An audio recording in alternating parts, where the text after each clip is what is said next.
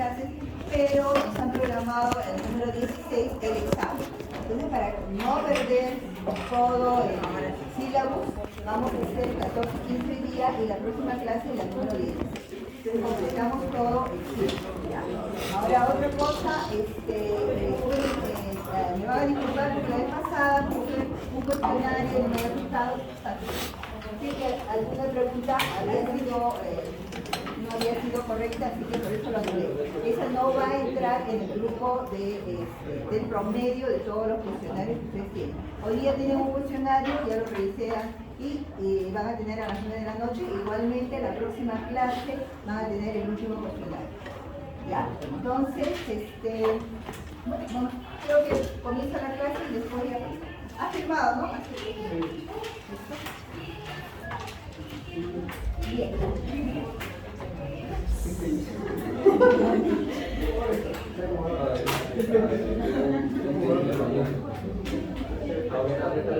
Ya, ahora en silencio, por favor. Bien, como sabemos nosotros,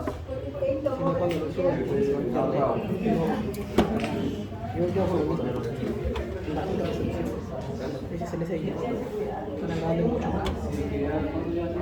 20 gigas por medio de la tecnología. ¿Cuánto está grabando?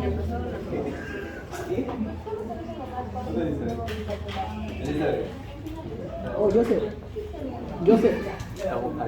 Baja la calidad. Baja la calidad del video. Para que cuando, no sé, cargue media hora de clase, 40 minutos, y no se te haga tan pesado subirlo en 15.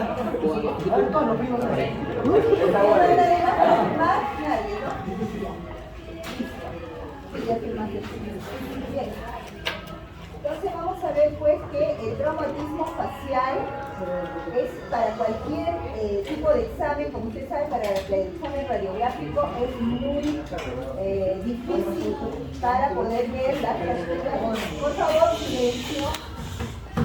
Silencio, después pueden conversar todo lo que quieran. ¿Okay? Entonces, vamos a ver pues, que en radiografía las fracturas de traumatismo facial son muy complejas para poder revisar. Entonces, por eso, finalmente, que la tomografía computarizada, ¿no?, nos da muchas, digamos, formas de poder hacer reconstrucciones y averiguar si la persona tiene un traumatismo con fragmentos diaspaciados, que es lo que consideramos que es lo más importante para el médico que va a intervenir al paciente. ¿Sí? Bueno, es el número y la localización de las fracturas lo importante en el caso de traumatismo facial. Se debe pues fijarse mucho en la funcionalidad, que quiere decir de que el paciente cómo va a quedar y si realmente la función que le vamos a dar al hacer con alambres o con prótesis, si va nuevamente a poder utilizar la parte que se ha fracturado, ¿no? Bien. La tomografía pues, multidetector es la elección para este tipo de traumatismo, como ya les he dicho, y también post y preoperatorio, ¿no? Porque el paciente se puede complicar después de la operación, porque no todas las fracturas son, como quien dice, asépticas, ¿no? Y luego se complican con abscesos, ¿no? Y los abscesos, ¿qué es lo que hacen? Nuevamente abren la fractura, ¿no? El área escaneada debe incluir pues, los senos frontales hasta la síntesis mandibular. A veces no es necesario el contraste, ya les he dicho, cuando la fractura es aguda. En el momento de que se fractura, no contraste. No siempre y cuando no estemos sospechando de un pseudoneurisma. ¿Qué quiere decir de un pseudoneurisma? De que se haya fracturado, que se haya hecho una disfunción cualquier vaso.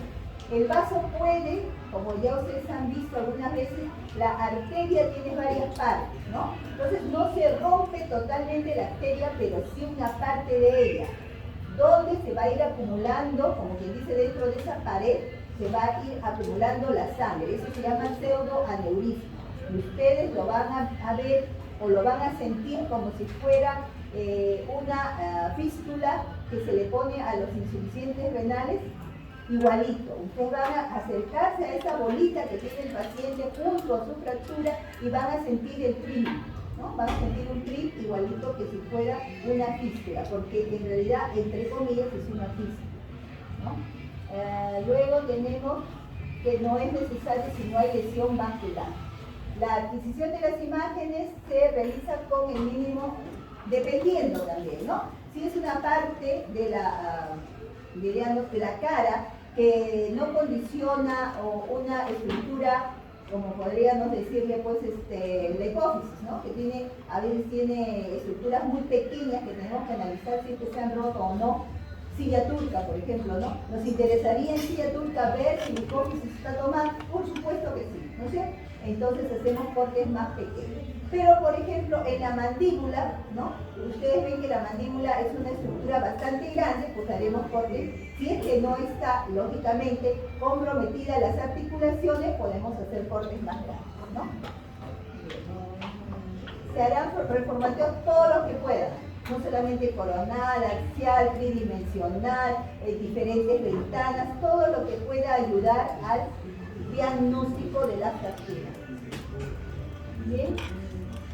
Lógicamente que ya ustedes saben, si los cortes son finos, vamos hoy. Y ahora, auxilio. Acá nuevamente. Sí.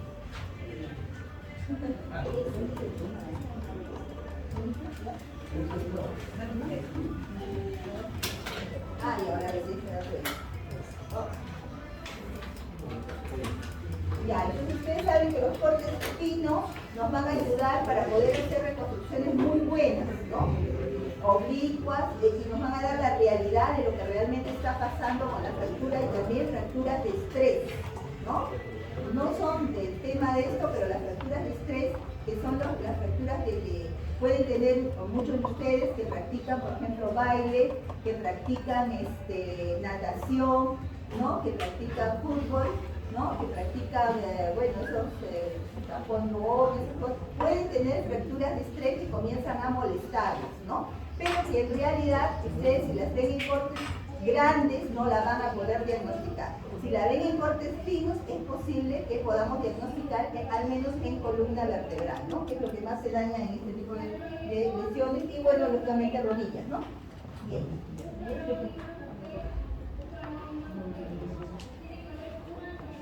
Entonces los cortes finos pues nos darán una muy buena planificación del tratamiento. Ah, también, ¿no? Ya ustedes saben de que existe la 3D, ¿no? Diríamos en una forma tridimensional, pero podemos obtener la imagen ya en una forma palpable, por decirlo así, ¿no? Eso también se está tratando de adquirir, pero como les dije la vez pasada, solamente lo tienen algunos de otras clínicas, ¿no? Y es bastante caro, ¿no? En los hospitales generalmente no tenemos esa opción, ¿no? Esos son modelos que podrían hacer, ¿no? Para generar, esto es bueno para hacer, para comprar, diríamos, reemplazo, ¿no? Si ustedes se ha fracturado, por decirles así, el mentón, ¿no? El mentón se ha fracturado y en demasiadas cantidades de fragmentos que ya no van a poder ser recuperados. Entonces, ¿qué pasa? El paciente va a quedar con como diríamos, un hueco ahí, ¿no? Entonces, ¿qué queremos hacer nosotros? Que me pongan un platino y me lo coloquen ahí, ¿no? Le digo platino porque es un elemento que no va a ser rechazado por el cuerpo, ¿no? Entonces le colocan ahí un platino, pero queremos que sea exacto, igualito que el otro lado. ¿Por qué? Porque así voy a quedar bien, porque si no voy a quedar toda asimétrica, ¿no es cierto? Entonces, ¿qué es lo que hacen? Bueno, en otros países pues hacen una reconstrucción tridimensional y logran hacer este aparato exactamente al otro lado, ¿no? ¿Ya? Eso sí se logra, pero acá no. Bien. Entonces, reconstrucciones, podemos hacerlas, confeccionar placas de osteosíntesis, como les digo yo, individualizadas y ya preformadas. En caso de no poder usar placas de osteosíntesis, los modelos preoperatorios ayudarán pues, a lograr esto, ¿no? Bien, acá tenemos pues este tipo de división que se ha hecho, ¿no? Una clasificación que se ha hecho para ver las fracturas en el macizo facial, ¿no? horizontal, acá la van a ver ustedes, ¿no? Que cada uno está indicando qué elementos ingresan en este tipo de línea, ¿no? Por ejemplo, tenemos horizontal superior, ¿no? Tenemos horizontal superior PHS, ¿no? ¿Qué es lo que está atravesando? La lámina cribosa, el techo orbitario, ¿no? Y el techo del seno esfenoidal, ¿no? Entonces, etmoidal. Entonces, estos tres están por esta línea, ¿no? Que han sido clasificados de este modo para uno poder informar, ¿no? Está lesionado la parte horizontal superior del macizo facial y de ese modo ya uno obvia de decir lámina cribosa, techo orbitario, techo del seno esfenoidal, ¿no? Ustedes saben que los informes vienen descriptivos arriba y abajo viene la conclusión. En la conclusión, supuestamente no se debe poner fractura lámina cribosa, fractura techo orbitario, no, sino que se debe poner fracturas que están comprometiendo la línea horizontal superior del macizo facial, ¿no? Así debería ser pues el diagnóstico, ¿no? ¿Bien? Acá tenemos varias fracturas que, Lefort hizo, ¿no? Clasificó en este tipo de fracturas, ¿no? Entonces la separación del paladar y apófisis alveolar y maxilar superior, ¿no? Coincide con una Lefort 1, la Lefort 2 es la que extiende de esta manera a través de los senos maxilares, ¿no? Y la separación del cráneo de la cara, que sí lo hemos visto, es una Lefort 3. ¿No? El paciente viene colgando, ¿no? Digamos, la parte de la cara por solamente con la piel, ¿no? Sí, pues desgraciadamente, ¿no? Bien, pero sí se puede, pues, ¿no? Sí se puede hacer la situación, ¿no? Bien, acá tenemos pues varias imágenes, ¿no? Donde el paciente ha perdido parte del cráneo, ¿no? Algunas veces ustedes han visto cómo hacen una placa ósea del paciente en los estudios de neurocirugía. Cuando vamos a operar a un paciente, le sacan un pedazo del paciente. ¿Por qué? Porque como hay un gran edema dentro del encéfalo, hay un gran edema, entonces comienza a salir el cráneo comienza a presionar primeramente, ¿no? Entonces, ¿qué queremos hacer? Sacar un pedazo de cráneo para que haya espacio, para que se expanda y hasta que se resuelva el edema, ¿ok? Ya, entonces sacamos la placa ósea y ¿en dónde la guardamos? Han visto ustedes algunas veces que la guardan en un saco formado en la piel del paciente en el abdomen para que esa placa ósea se conserve. ¿Sí? Lo han visto de repente, en una abdominopélvica, la han logrado ver que una placa ósea está dentro de una, entre comillas, bolsa, ¿no? Del mismo paciente. Entonces, eso después, posteriormente, cuando ya ha bajado el edema del cerebro del paciente, se lo vuelven a colocar, ¿no? Ahora bien, si esa placa no existe porque se rompió, etcétera, ya no lo tiene comparativas, porque no todos los niños tienen un desarrollo igual, ¿no? Entonces, ¿qué es lo que pasa? Algunos niños cierran antes los cartílagos de crecimiento y desgraciadamente son los chiquitos que tienen altura corta, ¿no es cierto? Y otros que no cierran los cartílagos de crecimiento sino hace un tiempo, entonces tienen una altura normal, ¿no? Entonces, pero nos llega un paciente de ese tipo y tenemos que comparar.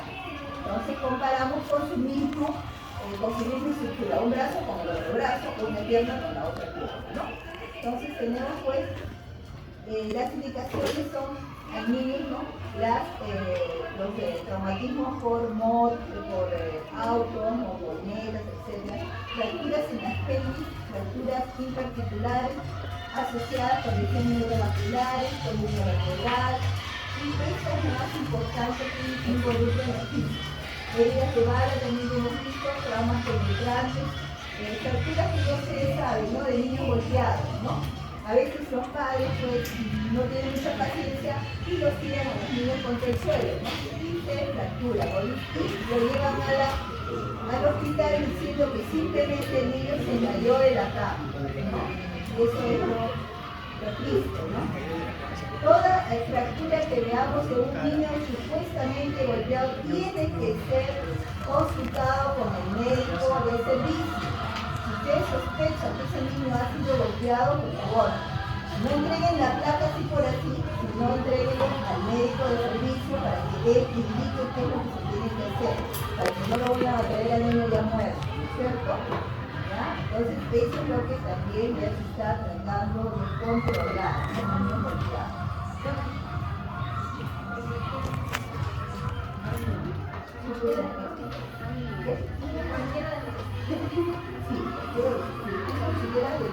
Un colado.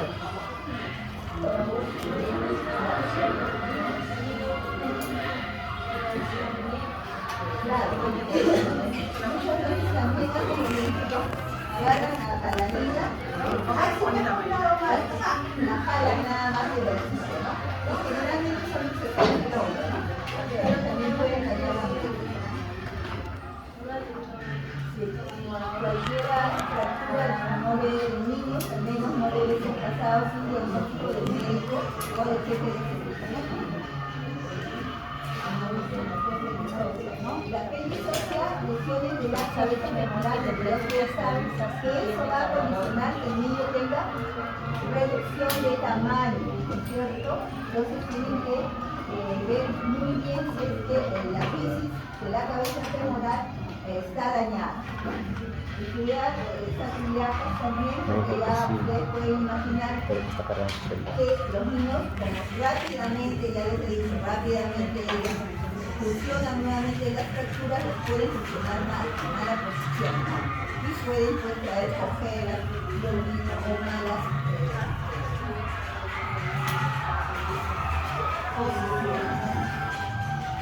Entonces las reposiciones multiplanales nos van a aportar muy buena ayuda, ¿no? ¿Por qué? Porque al niño no se le va a tomar múltiples imágenes, ¿no? Para ellos es muy bueno la tomografía porque vamos a poder hacer de diferentes formas para que vean la lesión que tienen, ¿no?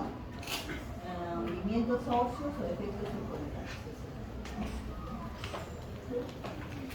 Las imágenes en 3D, ya ustedes habrán hecho varias veces las imágenes en 3D que nos ayudan muy bien en cuestión de diagnóstico, ¿no?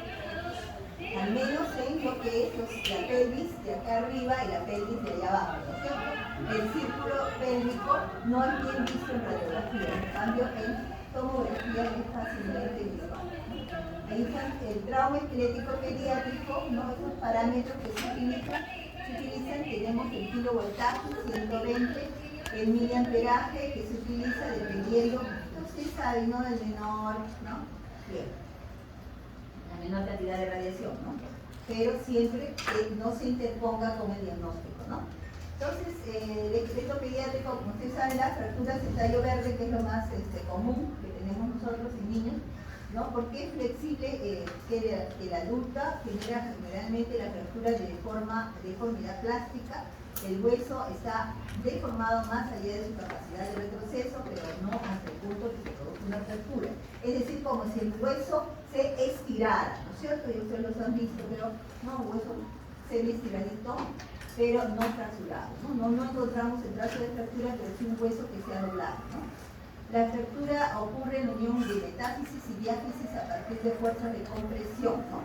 Fuerzas de compresión hacen de que se produzca esta fractura, que es la más buena de todas, ¿no? Las fracturas de tallo verde, que son las más comunes, bien, la fractura que compromete la fisis. Para los primeros 3 tipos de fracturas nombradas, la radiografía es suficiente, ¿no? Pero cuando la fisis es comprometida, puede resultar en deformidad y alteración del crecimiento óseo. Por ello es necesario conocer la extensión de la fractura para hacer una buena alineación anatómica que es crítica para un crecimiento óptimo. Zonas anatómicas del hueso infantil, para que ustedes vean dónde está la fisis, esta parte de acá. Muchas veces es muy difícil lograr ver la fractura en estas radiografías, ¿no? Y en tomografía se logra con cortes muy finos, ¿no? Acá sí hay que utilizar cortes muy finos para lograr el diagnóstico, ¿no? Sí, entonces la línea de crecimiento o fisis, ¿no? Acá tenemos pues cómo estamos viendo las lesiones y miren cómo se está, digamos, sí, está un poco luxada, ¿no? Entonces el médico tiene que volver a colocar para que antes de que esto se cierre y logre el crecimiento irregular, ¿no? Tenemos que lograr eso. Acá eso no es mucho, porque es una fractura de un niño, no hay problema, porque en esta parte no hay cantidad de crecimiento, ¿no? Ahí estamos bien. Le ponemos bien el huesito y ya. Pero sí le tenemos que dar la angulación, ¿no? El que está angulado para que lo logre poner bien, ¿no? Fractura de un niño de 12 años, miren, de trocantérica, trocante mayor, trocante menor, y acá estamos viendo la fractura que está cabalgada. ¿Cómo la ve el médico? De repente de frente no la ve cabalgada, pero si nosotros le damos una angulación, ya ve el médico que la fractura está un hueso cabalgando al otro hueso, ¿no? Acá tenemos, miren, esa fractura acá, si ustedes no la notan, porque está lógicamente acá, la fibrosis está bien, pero esta parte de acá negrita es una fractura que está como empotrada, una sobre la otra, ¿no? Y hace una especie de jorobita acá, y esa es una fractura. Así es más o menos como se ven las fracturas, ¿no? Que les digo, de estrés. Entonces, el protocolo para cadera en niños es la posición en el recto dorsal, miembros inferiores rectos y posición neutra, tobillos juntos, y colocar los brazos por encima de la cabecita. Parámetros del examen: frontal y lateral, línea de referencia, plano sagital y pulso. Crestas anterosuperiores. El rasgo de escaneo, pues 2 centímetros por encima de las crestas anterosuperiores hasta 2 centímetros por debajo del cuello, ¿no? Entonces tenemos el trauma pélvico, ¿no? De pelvis ósea de la cadera. El grosor va a ser de 0.5 milímetros y el incremento del grosor de corte de 0.3, ¿no? Para lograr entre comillas, una interpolación dentro de la corte que estamos haciendo. Filtro de reconstrucción, bone sharp, ya saben ustedes qué significa sharp, que es igual que bone, ¿no? Pero que es un poquito más duro la imagen. Se lo van a ver, el filtro es un poquito más duro. Acá el kilovoltaje 135, pero ya saben ustedes de que todo depende, ¿no?, de la calidad del hueso del paciente. Miren, verán que por segundo 300.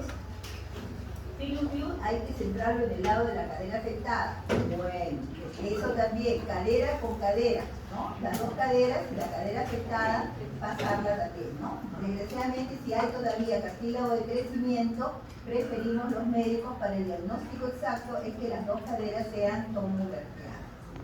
Al menos en el lado en el espacio donde están fracturadas, ¿no? Para reconstrucción, grosor de 3, filtro estándar para la reconstrucción. Ya ustedes saben que en las reconstrucciones no solamente queremos ver nosotros la fractura que sale con el filtro óseo, sino que también queremos ver las partes blandas, ¿no? Las reconstrucciones deben ser paralelas a la articulación, especialmente, ya saben ustedes, en huesos pequeños, huesos de las manos. Tenemos que hacer también que las reconstrucciones sean paralelas a la articulación del metatarso falángica, entre fajitas falángicas, para que salga bien el examen, ¿no? En la cadera, miren la fractura que tiene el niño acá. Depende de la edad también. Acá estamos viendo cómo están tratando de sujetar para poder ver claramente la fractura del anillo pélvico a este nivel. Las fracturas del sacro, acá estamos viendo cómo están distanciadas, ¿no?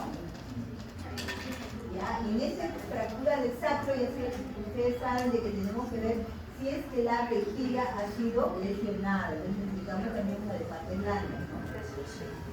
Hay que aprovechar para ver todas las lesiones, ¿no? Las reconstrucciones tenemos ustedes, ustedes son muy buenas, ¿no? Ya les he dicho que este método también es muy bueno y muy rápido. Acá tenemos la fractura del cótilo. Ya saben, ustedes ya deben saber cómo sacar el femoral, ¿no es cierto? Lo pueden extraer, sacarlo, no es que el niño haya perdido el fémur, sino que ustedes, por medio de este método, lo pueden extraer, ¿no? Para ver el cótilo, si se ha lesionado al introducir la cabeza.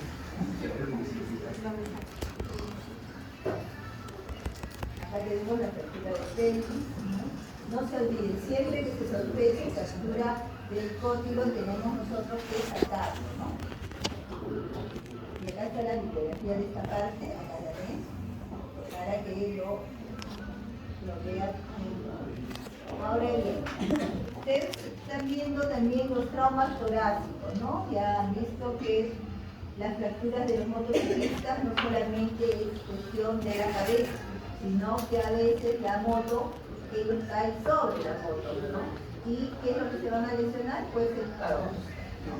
El tórax sobre su moto, ¿no? Y estas fracturas tienen, pueden causar un 20% de las muertes por traumas, sí, porque a veces el paciente queda pues sin respirar y nadie lo ayuda, ¿no? Entonces puede morir el paciente por un neumotórax a tensión, ¿no? Que le llamamos, ¿no?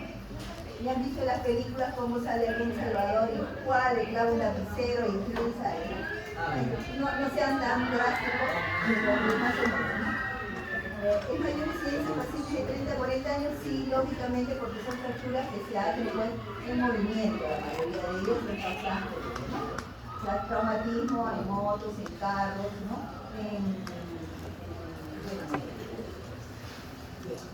Las imágenes juegan un papel importante, sí, en el diagnóstico. Acá están las lesiones, pueden ser pleurales, pueden ser del parénquima pulmonar, ¿no? Las contusiones del parénquima pulmonar, lesiones del espacio traqueobronquial, las lesiones esofágicas, cardíacas. Cardíacas es bastante inusual hallarlas, ¿no? Cuando el corazón está lesionado, pues el paciente no llega para tomarse una tomografía. Muere nada más. Lesiones vasculares, como le digo, algunos pseudoneurismas sí llegan. Lesiones diafragmáticas, sí, han visto ustedes que hay pacientes en que el diafragma está muy elevado y ni siquiera se han dado cuenta, ¿no? Entonces uno pasa desapercibido, se acostumbra a respirar a medias, como quien dice, y queda así. Y cuando le toman una tomografía de abdomen impelmente, el diafragma está arriba y que de repente se ha protruido ya con el tiempo, ¿no? La lesión ha contribuido a que parte del abdomen entre por la ruptura diafragmática que tuvo hace un año o hace 6 meses, ¿no? Lesiones de pared torácica también. Las lesiones pleurales. ¿Cuáles son las lesiones pleurales? Pues el más común es el neumotórax, ¿no? El neumotórax quiere decir pues que comienza a reunirse, ya ustedes saben, el aire comienza a reunirse, y eso causa pues que el pulmón sea rechazado hacia el otro lado y terminado, ¿no? Algunos no resisten este tipo de lesiones, ¿no? Si es que no logran operarse inmediatamente, ¿no? Eso fue por fuerza compresiva, por aceleración o desaceleración, ruptura de la pared torácica, por fracturas costales, puede ser por armas de fuego o por arma blanca, ¿no? Y o sea, esto es lo que puede causar este tipo de lesiones pleurales.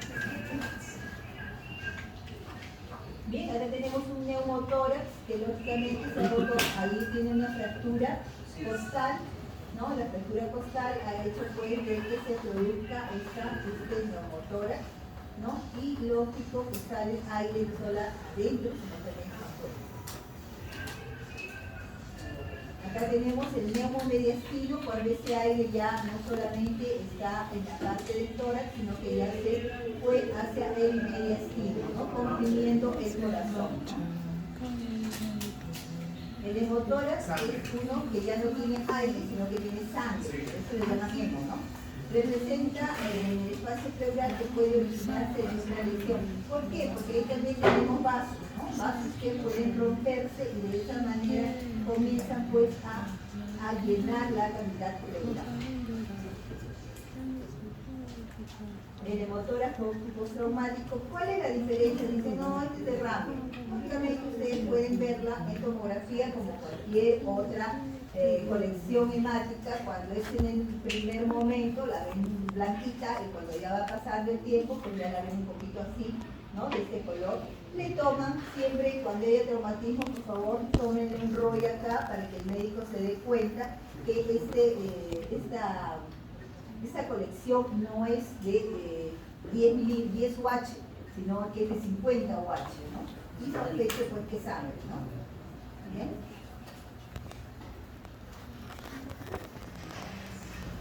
la contusión pulmonar. La contusión pulmonar puede ser producida por una fractura costal, es decir, una fractura costal puede lesionar la pleura, lógico, pero también puede lesionar y cortar como si fuera un cuchillo, ¿no? al pulmón, ¿no? Ahora bien, cuando hay una fractura inestable de la costilla, hay que tener ese temor, ¿no? De que o bien lesione la pleura o bien lesione el pulmón. Por eso es que deben de hacer que ese paciente, ¿no? No se vaya a su casa, no, es una fractura costal, tú sana solito, váyase a su casa, usted no tiene nada, ¿no? No, hay que saber de que esa fractura costal, si es que tiene un movimiento inadecuado, puede lesionar posteriormente a la pleura o al pulmón. Bien. Acá vamos a ver la contusión pulmonar. Miren ustedes, la contusión pulmonar, ¿qué es lo que trae? Sangre. La sangre, ¿cómo se ve en el pulmón? De esta manera, ¿no? Ahí se ve la sangre del pulmón, ¿no? En el pulmón. La laceración es una ruptura de la pared alveolar. Es más grave y su evolución es más lenta. Cuando lacera, quiere decir cuando se corta como si fuera, ¿qué les digo? Pues un pedazo de carne, ¿no? Se corta de esa manera, ¿no? La contusión se diferencia de la laceración porque es como, diríamos, cuando te dan un golpe, ¿no? Puedes sangrar, pero no te han roto nada. No sangras por el golpe, ¿cierto? Pero la laceración sí, te rompe, te corta, ¿no? Te lacera. Puede persistir como una cicatriz focal, eso sí, ¿no? Uno siempre tiene que reportar, porque si no lo abren y le hacen todo el tipo de cosas, cuando se ha lacerado el pulmón, porque queda una cicatriz, ¿no? A veces el médico que lo ve mucho tiempo después, lo ve como si fuera una tumoración, ¿no? Y es una cicatriz que me la hice pues, hace tiempo cuando tuve un accidente, ¿no? Simplemente desaparece, ¿no? Porque si no, lo abren, ¿no? ¿Ves? Ahí tenemos la laceración pulmonar que trae como consecuencia este tipo de imágenes, ¿no? No solamente el sangrado, ¿no? De la contusión, sino que hay esta imagen de la laceración. ¿No se puede confundir con ¿Enfisema? o Sí, una claro. tuberculosis cavital, con cavitaciones? Sí, pero tienes el antecedente, ¿no? Por eso es muy importante de la historia clínica del paciente, ¿no? Si no tienes el antecedente, pues ahí estás mal, ¿no? Laceración pulmonar, ahí están viendo ustedes esta imagen, ¿sí? Parece una bula, parece un quiste, ¿no? Tiene muchas imágenes, pero la historia clínica del paciente es la que nos da el diagnóstico. La sedación traqueal suele tener una trayectoria vertical, ¿no? Ya saben ustedes cuando la tráquea es lesionada, ¿qué es lo que pasa? Comienza a salir airecito. Y también puede entrar pues otras cosas, ¿no? Porque el paciente en el momento en que se puede haber aspirado algo, ¿no? Entonces la laceración traqueal, además del aire que entra dentro del pulmón, puede entrar dentro del mediastino, causar, ¿no? También puede romper algún vaso, neumotórax, pneumotórax, ¿no? Puede causar la laceración traqueal. La malposición del tubo endotraqueal, eso también, nosotros examinamos. ¿Por qué? Porque lógico, ¿no? Si tiene un hueco la tráquea y yo le estoy metiendo un aparato, no quiere decir que vaya bien el aparato por lo que yo estoy metiendo. De repente lo meto por otra parte, justo por el huequito que se ha lacerado la tráquea, ¿no? Entonces nosotros le podemos diagnosticar.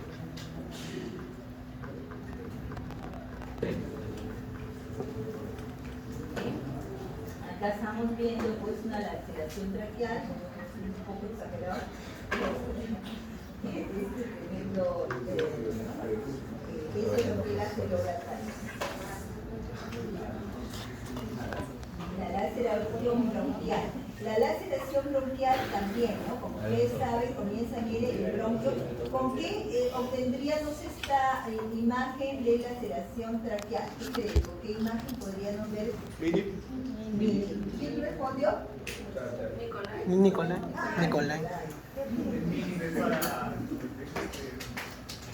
Pero que sea la contraria, si se ve brilloso se ve oscurito. Nicolai es...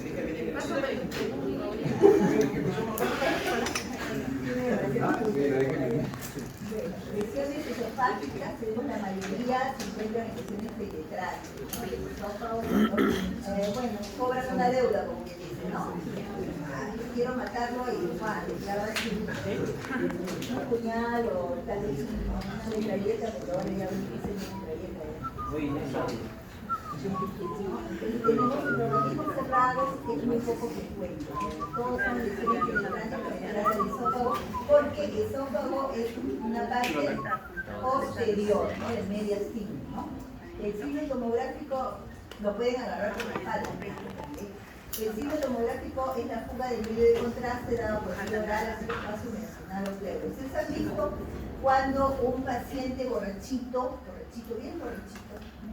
Comienza a vomitar, se lesiona el esófago. ¿No han visto ustedes ese caso? Una vez un borrachito que venía con un derrame, supuestamente un derrame pleural, ¿no?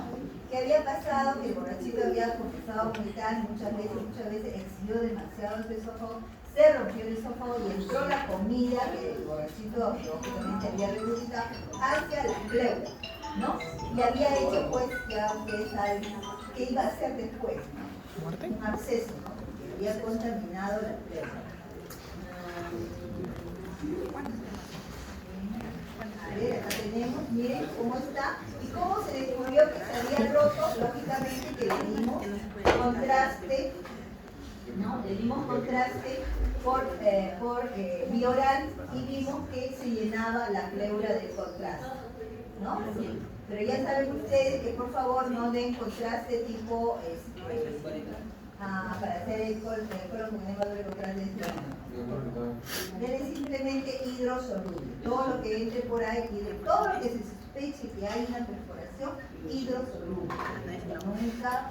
Le meto un poquitito de puede no ser un hidrosoluble, sino había un contraste que, como les digo, antes usábamos en broncoscopía, que era un contraste que se absorbía y desaparecía. Pero no sé si actualmente existe. Pero sí se veían muy bonitas imágenes. Lesiones diafragmáticas, esas son las que les digo yo que asociadas a trauma penetrantes o producidas por un aumento de la presión intraabdominal. Por ejemplo, ¿no es cierto que le pase un carro encima del abdomen?